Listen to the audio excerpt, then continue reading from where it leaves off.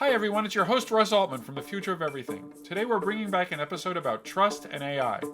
In a world where the use of artificial intelligence is exploding, my guest, computer scientist Carlos Guestrin, is working hard to support the development of trust between humans and machines. We originally recorded this episode in 2022, but the insights are just as relevant today. I hope you'll take another listen and enjoy. Before we jump into this episode, I'd like to ask you to rate and review the podcast. It'll help others figure out if they're interested in the future of everything.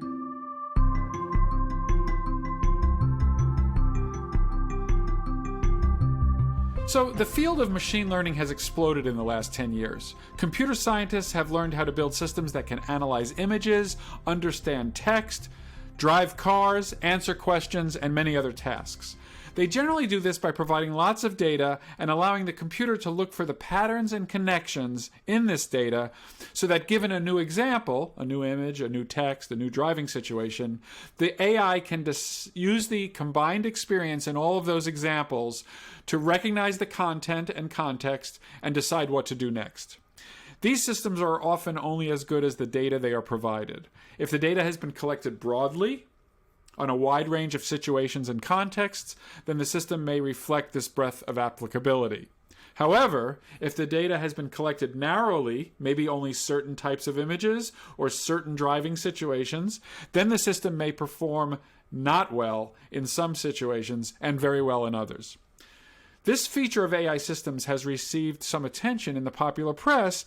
Many folks are worried that they will be impacted by AI systems that have been trained on narrow data, not in the situations that they find themselves in, and therefore the performance will be bad. This becomes especially important because AI systems are being rolled out for determining financial risk, deciding on credit and loan applications, making health diagnoses, and other activities that can really be important for somebody's life. So it would be natural for folks to ask, how much do I trust this AI system that is making all these decisions? Also, we want the engineers who build these systems to design them from the ground up to have features that would suggest that they were trustworthy. So these engineers have to understand how to do that. Professor Carlos Guestrin is a professor of computer science at Stanford University. Previously, he had been at Apple working on AI systems. His group focuses on challenges in bringing AI into broad use. They are particularly drawn to the more ill-defined challenges that represent barriers to broad AI adoption, such as, for example, how do we learn to trust an AI system in the same way we might trust a healthcare worker? So Carlos, I want to talk about trust in AI and machine learning, but before we do that, maybe you can start our conversation by providing kind of an update to someone who doesn't think about machine learning or AI very much. What is the current status of our capabilities? Why is there so much excitement? And I think that would be a good way to set the stage for our conversation. It's great to be here, Russ, and I'm really excited about AI and the changes we've seen over the last couple of decades. It's amazing. Each one of us interacts with AI-driven and machine learning-driven systems every day, be it on devices that we use, like your phone, your computer, or when we're watching movies, or every day in different places we go, like when we go to the doctor, or even in all sorts of other new domains that are happening around the world. And AI and machine learning is really about computers learning from the world, learning from data that comes from sensors, that comes from how we interact with the web, how we talk to each other in social networks. As computers learn, they can do tasks they've never been able to do before, which is super exciting because some of these are really hard to code. The way it used to be is that a person would have to sit down and think about all the possible ways something could happen, all the possible ways that, say, a dog might look like in a movie, or a cat in YouTube videos. And now, by just looking at all this footage of videos, we can automatically detect those best cat moments to share with each other. And the excitement of being able to learn to program machines, or machines learn to do things for us, is really exciting. Great. And from my personal perspective, I'm less interested in, let's say, the automation part of AI. How can AI systems do something automatically for us? But I'm really interested in how humans and AIs come together, how we can collaborate to augment each other's capabilities and do things that we haven't been able to do before. And we've experienced this broadly. So for example, if you think about the web, there's billions of web pages out there. It would be very hard for a human to go and flip through each one of those like we used to do with the index of yellow pages to find the right one for us. I guess some folks are not going to remember yellow pages anymore, but it'd be really hard to manually do that. But a computer can help us do that really quickly. But a computer doesn't introspect into our heads in a way that they really understand what we're looking for and what our goals are. So that collaboration between the machine and the human, that augmentation of our capabilities is really exciting to me. Great. Super introduction to how you're thinking about this. And it really actually leads very naturally into my next set of questions, because you're a computer scientist and yet you've been talking and writing a lot about trust. Not perhaps the first thing that somebody would expect a computer scientist to talk and write about. So tell me, why does trust become such a central issue to you? And then how do you use your technical skills to approach it and kind of break it down? I'm really interested in how that collaboration between humans and machines work. And to do that, we have to trust that those devices, those AIs, have our goals or interests in mind. And I've done a bunch of reading in this respect. And one of the things that have been very influential to me is the work in medicine around trust. So there is the seminal paper from Tom et al. From about 15 years ago, where they said that if you have trust in your provider, then it can improve the quality of your care. It can increase the amount of times you go to take care of preventive services, of surgical treatments, and so on. And there, they analyzed how people really understood their providers, and they divided trust into three aspects. The first one is technical competency. Does this provider, are they good? Do they know what they're doing? Right. The second one is interpersonal competency. Can they communicate with me about what they're doing? And the third one, they called agency. Does this provider have my best interests in mind? Are we aligned with each other? And so when I think about an AI and all the risks that we've been talking about as a society of AI, some of these issues all come to mind. Does this AI really know what it's doing? Does it tell me what it's doing? And does it have my best interests in mind? And you can see all sorts of, say, movies that have been talked about where there are issues with AIs and collaboration, and they often have this flavor of breaking down on some of those core issues of trust. And so for me, I've been thinking about a framework of trust in machine learning or AI, where it has three components. The first one I call clarity. Clarity is about the quality being well understood. Does that AI communicate with me well about what it's doing, what its intents are? The second one is about competence. Is it high quality? Is it accurate? Does it know how to do the task? Really, competency is about having sufficient skill for fulfilling a particular task that we have in mind. And the third one that's been tough these days is an issue of alignment. Does the values that this AI strive for or execute on reflect the values that I want to exhibit in a society? Be it kind of personally as a human being or as a company in the products they bring together. So to me, issues of clarity, competency, and alignment are key to gaining trust in the systems we're building. And when I think about trust, I think about it in different ways. So for example, one of it as a developer of systems, as an engineer, do I trust that what I'm building makes sense? Can I trust what I built? Right. The second one is maybe you as a user of my system, can you trust what I built? Right. And the because then third it goes one, into your motives. Why did you build it in the first place? Are you trying to sell me something, or do you have my best interests in mind? Exactly. And the third area, of course, is as a society or as a community of AI practitioners and researchers, can we trust what we are building? Yes. Are we moving forward in a way that contributes positively to the world, to our society and our values? Yeah, so this breakdown of trust that you just said, clarity, competence, and I think alignment, it sounds great. And it seems to me that, and it sounds not just great, it sounds like it's what's needed in order for the field to advance without causing major trouble. I guess one of your challenges is how do you turn this into a set of technical requirements that you and your team can kind of engineer? And so I guess I'm wondering, I don't know if you want to pick one of those areas because they're all very good, but like how do you turn that goal of clarity? How do you turn that into a research program for a bunch of computer scientists? Yeah, that's a great question, Russ. And when I talk to incoming PhD students, I have a little speech I give, which I can repeat here because at least I'm entertained by it. There's something called benchmark problems in AI. These are problems that are well established that folks work on year after year and they get better and better. I say, it's a lot easier to work on those. You know what the task is. You can find what's called a gradient, right? So you can always get better. You can write papers about it. I'm terrible at that.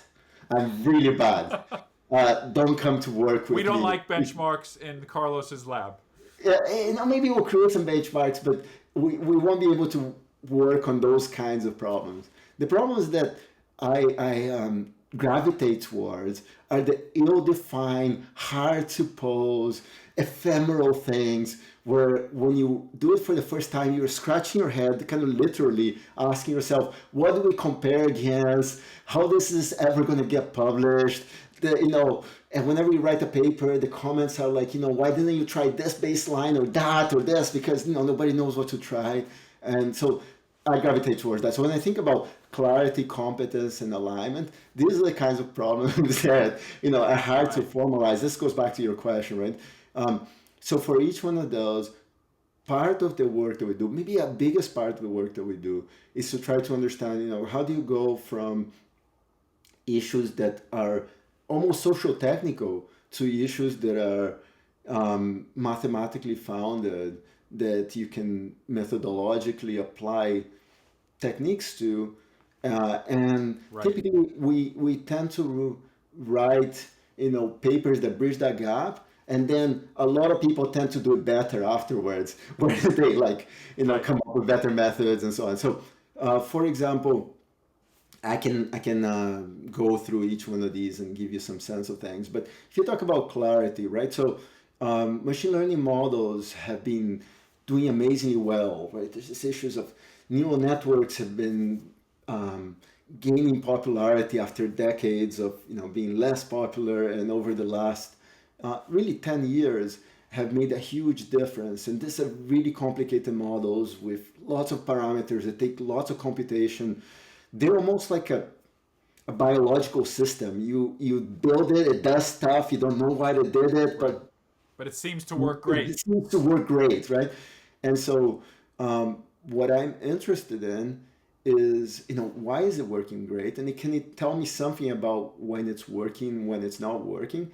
And what we've discovered is that because they're so flexible, because they look at data in such detailed ways, they can often be susceptible to things like spurious correlations, or looking at areas of the data that are not relevant to a decision, but make it look great in the surface. Right. So part of the issues that we formalize are, for example, what are the parts of the inputs? Let's say what parts of image were most important to making a decision.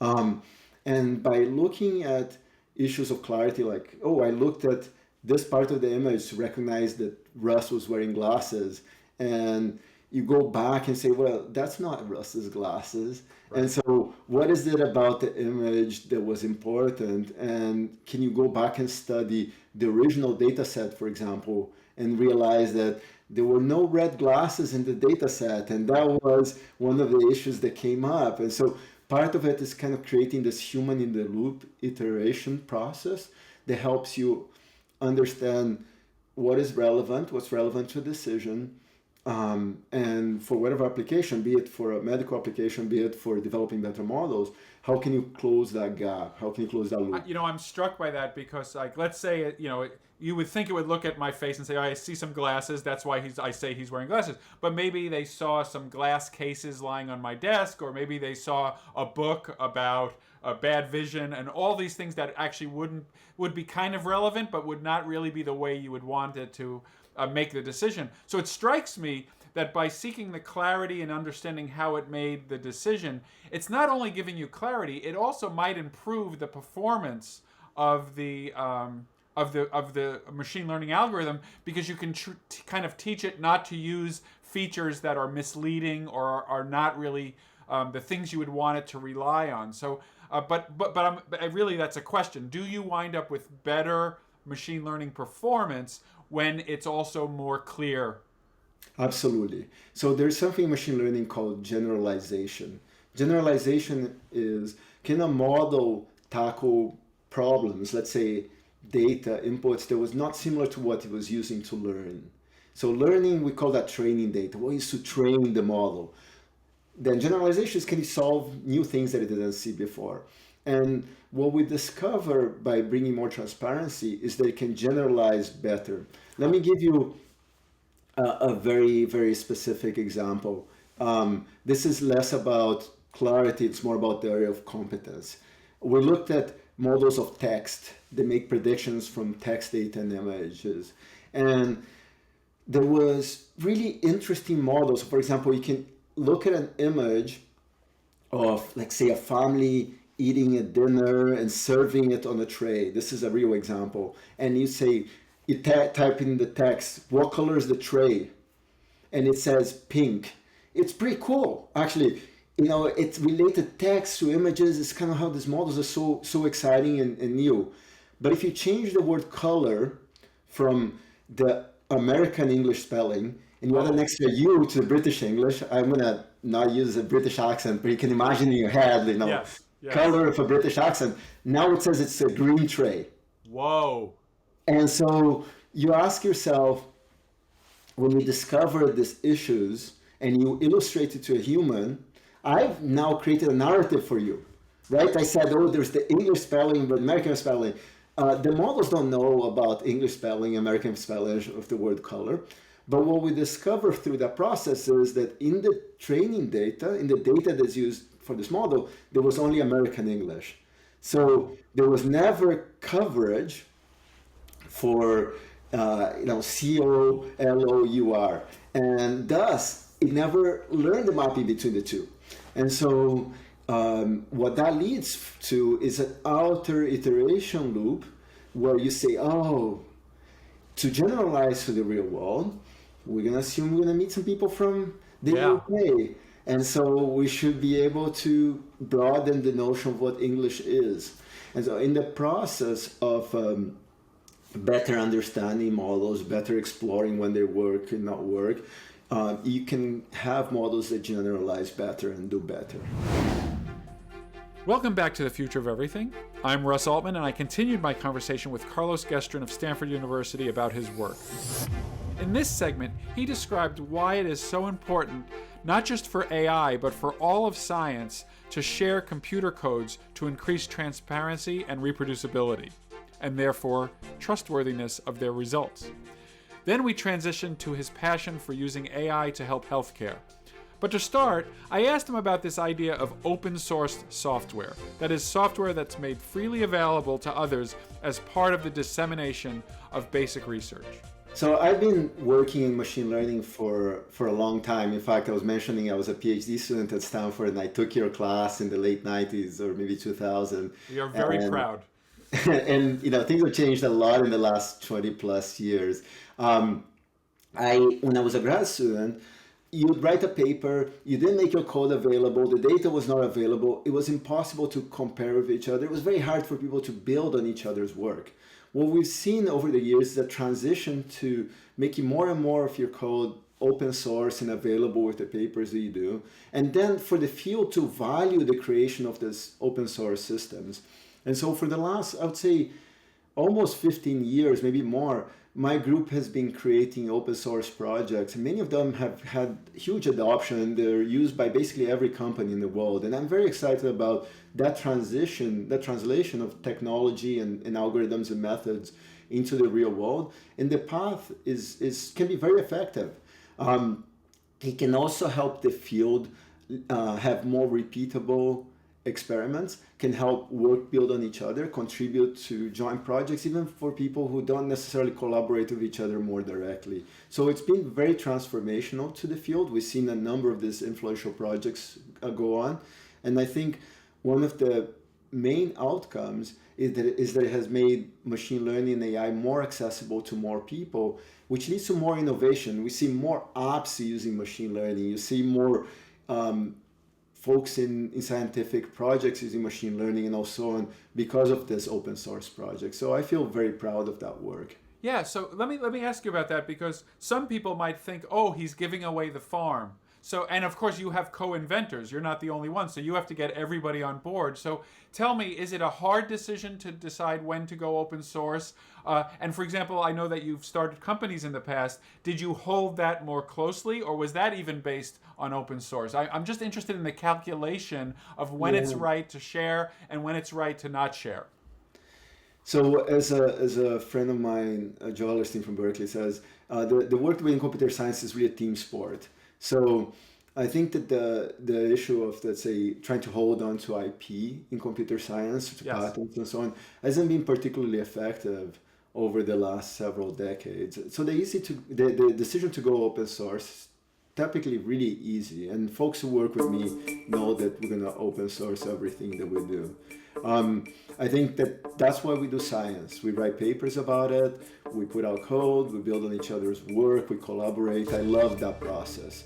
In terms of building businesses, it turns out that the innovation in the algorithm or the method, the implementation, tends to be a very small component of the whole product. And so when we build successful companies, even though we may have built on some open source projects that came out of my group or some other groups around the world, the thing that made the difference to customers was the entire package. Right. So if you think about extremely popular open source projects for machine learning, so XGBoost from my group, or PyTorch, or TensorFlow, these are perhaps some of the most popular systems out there. I can't think of a company that has made money from that specific bit. Google, TensorFlow, or Facebook with PyTorch, or us with XGBoost. But there are many companies that build products around them or use them in products. And so I think there is a difference between what I call a project and a product. And that gap is what business is about. If you know what I'm saying. Yeah, that really makes sense. And thank you for that, because that really helps. So in the last 4.5 minutes, I wanted to go to healthcare, obviously something I care about and something that you're active in. So can you tell me what draws you to healthcare, and what are the kind of projects that you find most relevant in your healthcare portfolio? Yeah, so this is become a passion of mine over the last 10 years or so. And part of it comes from, kind of a personal thing of interacting in the world, of having kids, of interacting with the medical system, and getting to learn how some of the decisions that are being made happen, and how some of those are data-driven, and there's great providers. Some of those are based on, great intuition, and how as a customer of the system, if I say it that way, how often little knowledge of how difficult it is to make decisions for myself or for my family in the process. And so over the years, based on that experience and based on work that we did at Apple, I've become more and more interested in how to make that process more data-driven. So if you think about issues of trust and how I talked about in the beginning in the medical field, really, I think that the dyad between the provider and the patient, and then you can think about all the other people involved, is a very interesting one. And I think the world is evolving to being more of a data-driven world. So if you look at the New York Times, for example, the front page, every day there's a plot about COVID and how it's going. So we've become more data-driven in our dialogue. And so my personal belief is that if we make that conversation, the delivery of care, the behavior change we're hoping for, more data-driven in its decisions, but also in its communication, we're going to have more adherence to care, better lifestyle changing approaches, and overall better outcomes. So I think a lot about that.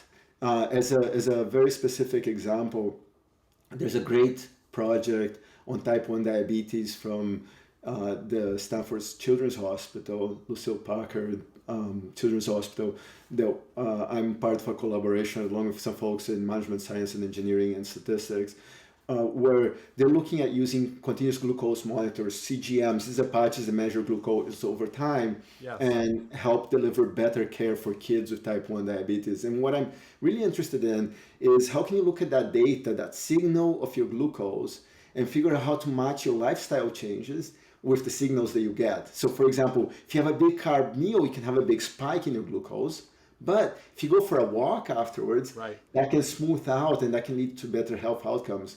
So one thing that I can do is I can tell you, you know what, you should go for a walk after your meal. But another thing that I'm excited about is, can you learn to look at your data and understanding that communication, that here's the spike, here's the less spike, and so you're able to generalize, go back to the issues of generalization talked about earlier, generalize that learnings to other behavior changes you're hoping for if we make the process more data-driven and if we can grow each other in our understanding of the underlying causal mechanisms that lead to better outcomes. This is a great project. And as a physician, I know that teenagers with type 1 diabetes are especially at risk because they like to be rebellious. But rebelling against your insulin dosing is not always a great idea. So I wonder if this might be a way to get them on board. It actually goes full circle back to your issues of trust. So you want to figure out how to get somebody's attention in the right times and how to have a collaborative process with trust, obviously, right? So the teenager has to feel like their decisions matter. Yes. But also something that understands my schedule, my needs, my data, and helps collaborate with me. It goes back to this issue of augmentation, right? So there's an AI that takes over the world. There's a provider that tells me everything I should do. And then there's a collaborative process for augmenting each other. And I think that this analogy holds true also in the example we're talking about. So I'm excited about data, and I'm excited about how communication can be more data-driven in general. Thanks to Carlos Guestrin. That was the future of trustworthy AI. You have been listening to The Future of Everything, and I'm your host, Russ Altman. We have more than 250 episodes in our archive, so you have instant access to a broad range of discussions on an amazing variety of topics. If you're enjoying the show, or if you've benefited from it, please consider rating and reviewing it. A 5 would be nice, and that will help get the show out, and it will help give us some feedback. You can connect with me on X or Twitter at RBAltman, and you can connect with Stanford Engineering at StanfordENG.